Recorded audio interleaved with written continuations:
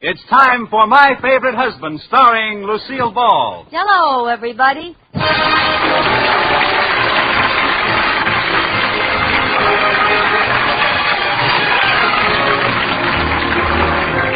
Yes, it's the new Gay Family series starring Lucille Ball with Richard Denning, brought to you by the Jello family of desserts. J-E-L-L. Oh, the big red letters stand for the Jello family. Oh, the big red letters stand for the Jello family. That's Jello. Yum, yum, yum. Jello puddings. Yum, yum, yum. Jello duck. Feel-good puddings, yes, sirree. And now Lucille Ball with Richard Denning as Liz and George Cooper. Two people who live together and like it.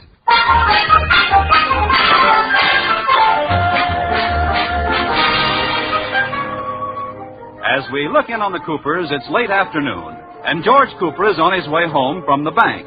He just got his car out of Miller's garage where he left it to be overhauled, and is on his way to Sally's beauty parlor where he left his wife, Liz, to be overhauled. He pulls to a stop by an attractive girl standing on the corner. Going my way, baby? Oh, hi, George. I didn't know it was you, Liz. Oh, George, you pull that same corny gag every time you pick me up for the last 10 years. Well, it always gets a rise out of you. Well, not today. Hey, come on, get in. Well, I'm trying. What are you doing, Liz? You can't open the door with your elbows. Use your hands. I can't. My nail polish isn't dry. Oh, I can't do it. Well, you're certainly being a big help. Well, I'm thinking. Try using your teeth. Oh, skip it. You just drive on home, and I'll run along behind you. A breeze will dry my polish. I'm just kidding you, honey. Here, I'll open the door. Well, thank you. You know, George, before we were married, you would have leaped out of the car, sprinted around to the other side, and swung open the door for me. Well, that was 10 years ago. If I did that today, I'd have a heart attack. If you did that today, I'd have a heart attack. Well, you're in a good mood. Oh, I'm sorry, George, but while I was in the beauty parlor, Sally told me some very disturbing news. Oh, there's a strike in the henna factory. No, it was really serious. Now, who do you think is giving a party and hasn't invited us? Elsa Maxwell? Oh, if you're going to be smart, Alecky, I won't tell you. Okay. I mean it. I won't tell you. No, okay by me. Begging will get you nowhere. Well, all right, I'll tell you. The Atterberries are having a costume party Halloween night, and they didn't invite us. What? It's true, so help me. Oh, I don't believe it. Who told you a thing like that? Sally, my beauty operator. Oh, well, I might have known. How does Sally find out everything? I don't know. I think she has a wire recorder hidden in the hairdryer. But she's always right. Oh, ridiculous. What reason would the Atterburys have for not inviting us to their party? Well, I thought you might know. Is everything all right at the bank? Well, certainly. Oh, this doesn't make sense. We probably just haven't received our invitation yet. It'll be there in the morning mail. Well, if it isn't, I know what I'm going to do. What? I'm going to RSVP without being ASKED.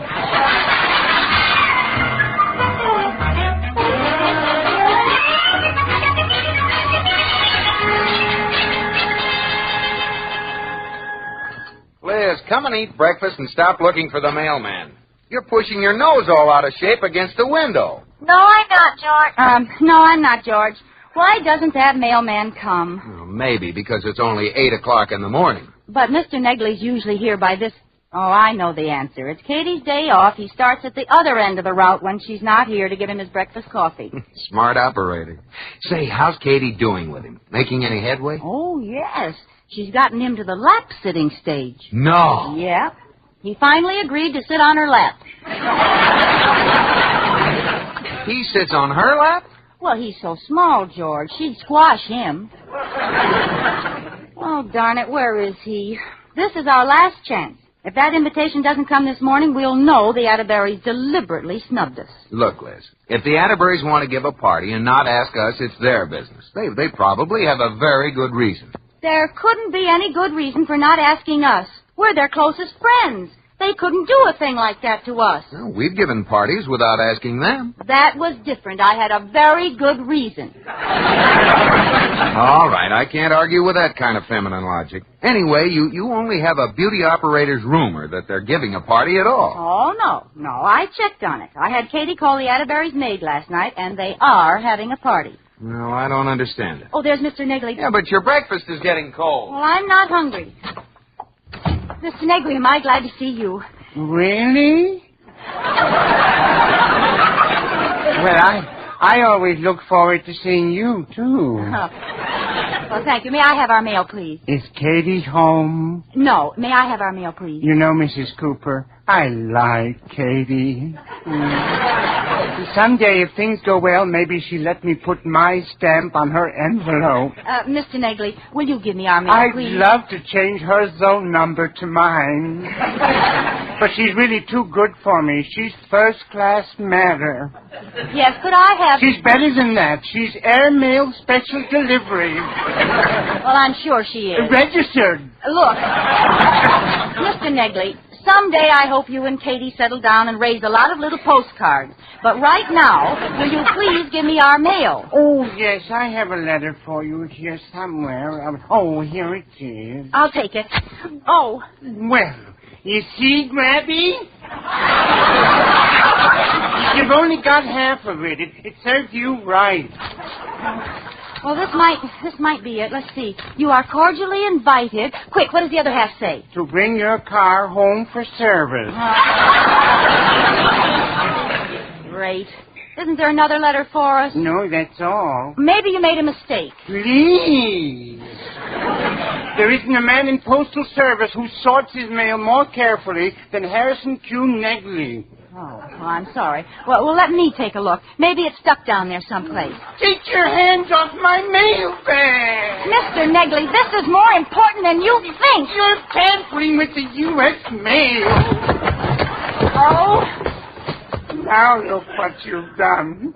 I'm all unsorted. And heaven knows what you've done to my fragile. Oh, why didn't I stay in parcel post? Oh, I'm awfully sorry, Mr. Negley. I thought sure I'd get a letter from Mrs. Atterbury. Here, I'll help you sort them. No, just leave me alone. And if you're talking about Mrs. Atterbury's party, I delivered those invitations last week, and you didn't get one, and I'm glad.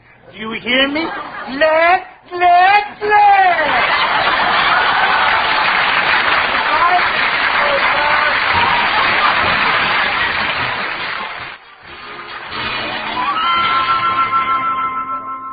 Well, Rudolph, curiosity is about to kill a cat. Guess who just called on the phone? Who, Lotus Bud? Liz Cooper. She and George are down at the corner drugstore, and they want to drop by. Oh, Iris, I wanted to watch television. Well, you can't. They're coming over. You mean I have to miss Hopalong Cassidy? This may be the night he gets killed. I guarantee he won't. Now, they'll be here any minute. Help me pick up the papers on the floor. And remember, not a word about the Halloween party. Well, don't worry about me. I'm not the blabbermouth in this family. Well, I can't wait to see their faces when they find out we're giving a surprise Halloween party for them. Yeah, and at their house. Yeah. Does everyone know what to do? Oh, sure. We're meeting at Cooper's side door at 8:30 and sneaking in through the kitchen. And then when they... There they are. Now remember, don't even mention Halloween. Liz girl, George. Hi, Iris. George boy, Liz girl. Hi, boy. Well, come in. Well, I hope you don't mind that we came over without an invitation. Oh, that's all right. What's new, Liz? Oh, nothing. What's new with you? Nothing. Oh. How about you, Rudolph? Rudolph? Yes, Hopalong? I mean, no, nothing new with me. Nothing new with me either. Nobody asked you. Speaking of the holiday weekend, what are you folks going to do? What holiday weekend? Monday is Halloween. Rudolph! Monday is Halloween! No! Yes. Halloween, when people give parties and everybody comes in costume and you invite your best friends. Sounds like fun. It's too bad someone isn't giving a party. Oh, Liz. Yes? There's something I've been meaning to ask you. Yes? Are you doing anything? No, not a thing. We'd love to come. What time? 8 o'clock. Fine. Yes. 8 o'clock Wednesday morning, we start collecting newspapers for the Salvation Army. Oh. Come on, Liz. We'd better go. Wait a minute, George. It's for such a worthy cause, Iris. Let's not wait till Wednesday morning. Let's start sooner, say, Monday night. Well, I'd like to, dear, but... Would you like an ashtray for that butt, darling?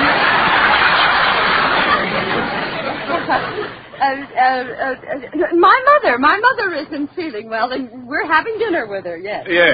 Yes, we always spend Halloween with the old witch.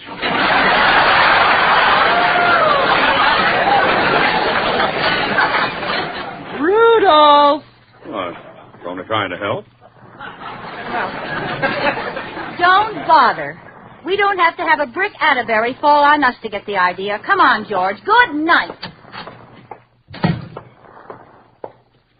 Well, George, now are you satisfied? You were right, Liz. I can't get over it. I don't know what to do. Well, I do. While they're having their party, we'll soap their windows and kick over their garbage cans. And stick a pin in their doorbell. No, I have a better idea, George. We'll give our own Halloween party and invite everyone but the Atterburys. There's not room in this town for both of us, George. The Atterburys must go.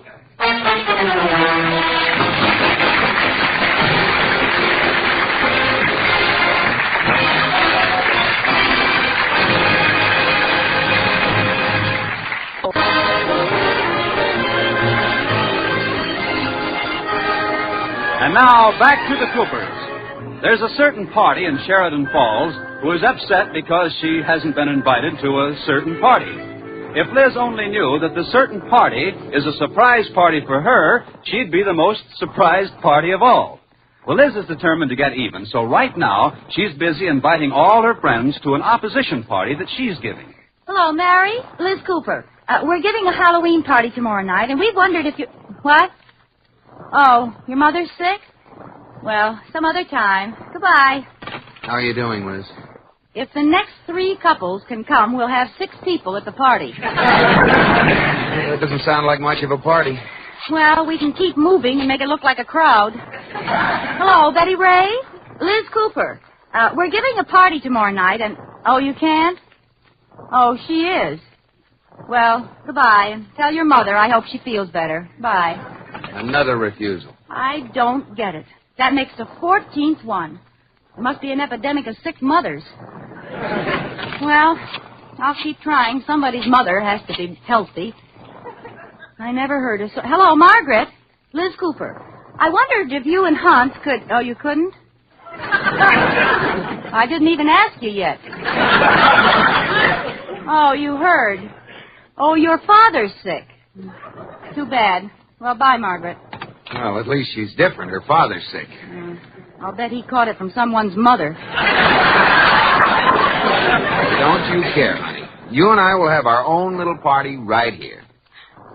George, something awful is wrong. Our best friends all turned us down. All of them. Well, forget it, baby. We'll take a course at Arthur Murray's and be successes again. Oh, it isn't funny. We're social misfits.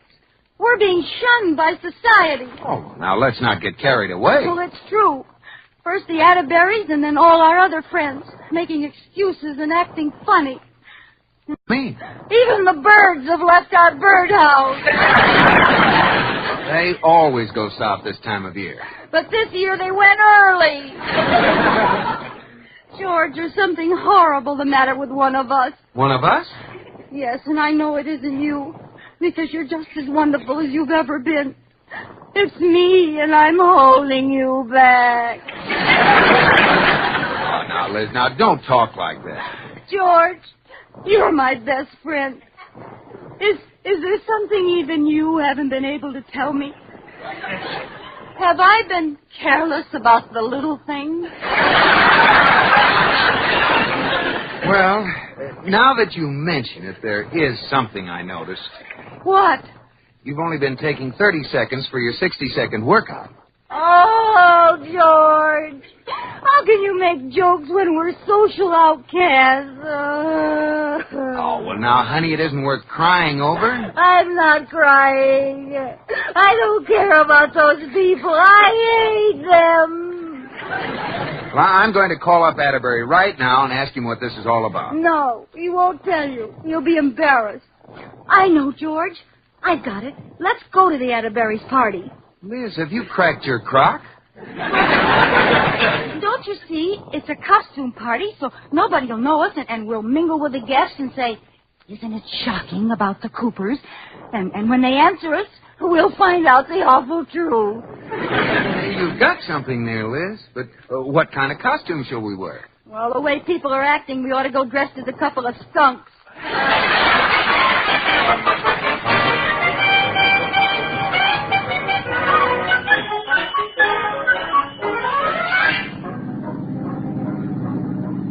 Drive faster, George. We'll be late for the party. Well, I still don't think we ought to go. These costumes we're wearing are so silly. 2 policemen's uniforms and water pistols. You're just mad because you're a sergeant and I'm a lieutenant. Kiss me, Sergeant. That's an order. Couldn't you have gotten some other costumes? I told you the only other thing he had left was... Well, what's the matter with that? At least it would have been unusual. I'll say it would. They were both hind ends.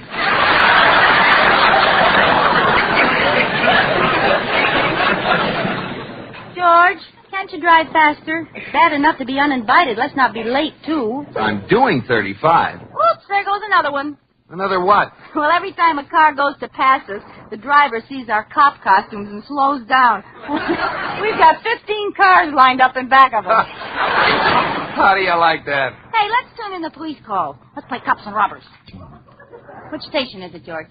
Way down at the end there. Oh, yeah.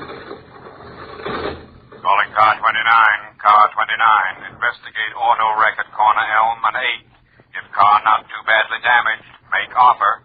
The chief is looking for a used car. Oh, great. Watch for robberies in Northside Residential District.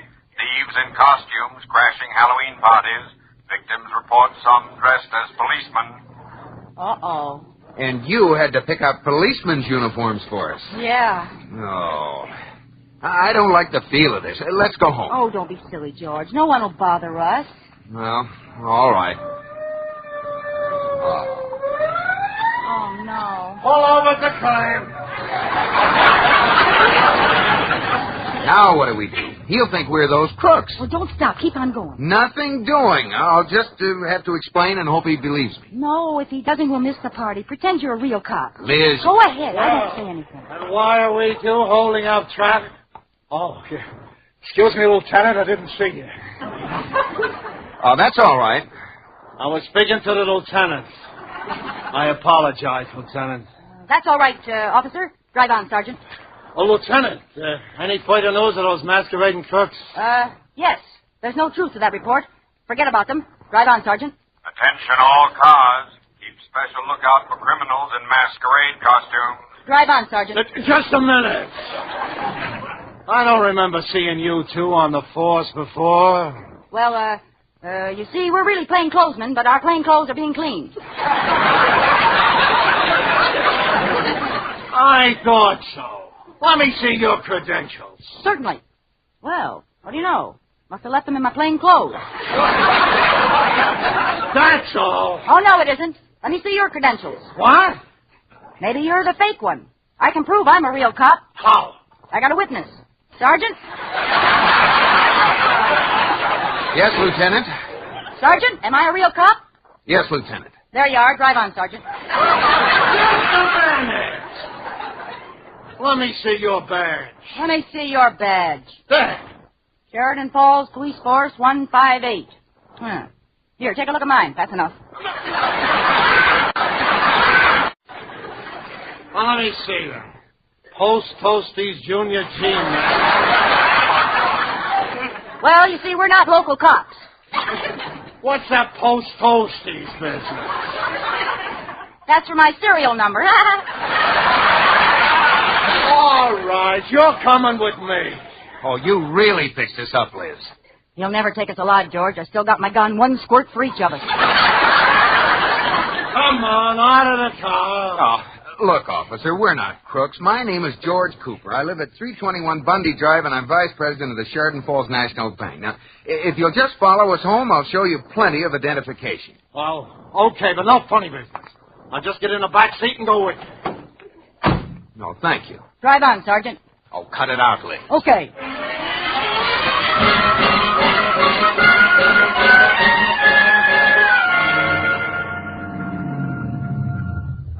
This is our house, officer. Well, it better be. Hey, wait a minute. Look there at the side door. Some figures slipping into our house. And they're in costume. Yeah. We found the gang. Wait a minute. Have you led me into a trap? No. Believe us. We don't know anything about it. Those people are crooks. And they're robbing our house. Oh, what do we do? We better call the police. Yeah, we better call... What do you think I am, Western Union? Well, we don't know if you're real or not. Let's not start that again. They'll hear us. Oh, come on. We'll catch them red-handed. Okay. Now, quiet, everybody. We'll sneak up to the door. Okay, now let's rush it. All right, everybody, hands up. Iris! Mr. Atterbury! Good boy. I knew it. You're all in this together. You mean this is a surprise party for us? Yes, you didn't suspect a thing, did you? Well, not a thing. And what wonderful costumes you have. Okay, hands up, everybody. Oh, for goodness sake. Introduce us to your friend, Liz. I can't get over it. A surprise party, and all the time we thought nobody liked us. Oh, listen to me. Hands up, everybody. Look, fella, you made your entrance. The gag's over. Oh, here we have all these wonderful friends, and we thought nobody liked us. Hands up, please. Look, Buster, you're overdoing your act. And take that false face off. It's horrible. Won't anybody put their hands up? I'm going to tell my sergeant about this. Oh, George. And we thought nobody liked us.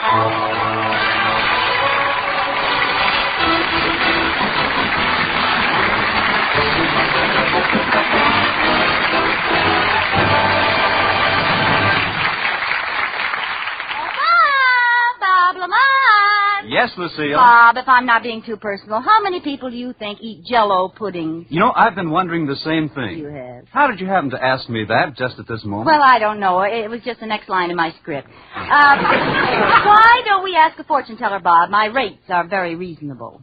You, a fortune teller? Yeah, don't tell a soul. See, my real name isn't Lucille. It's Crystal. Crystal Ball. Step right into my tent and I will tell the future for you.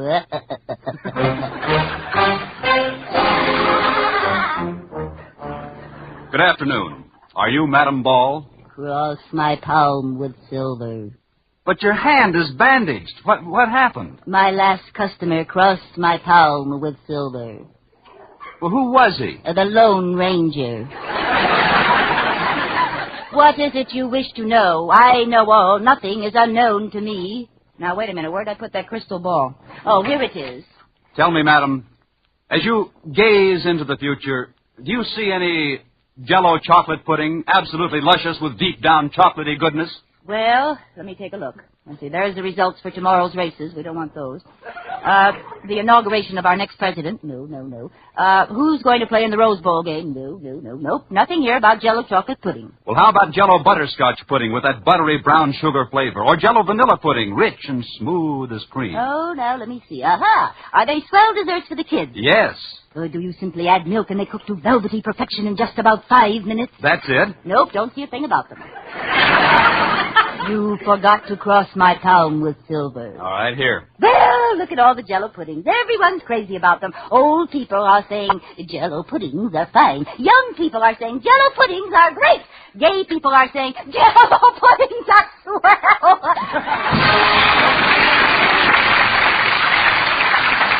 Be sure to listen to Lucille Ball and My Favorite Husband again next week, presented by J-E-L-L. Oh, the big red letters stand for the Jello family.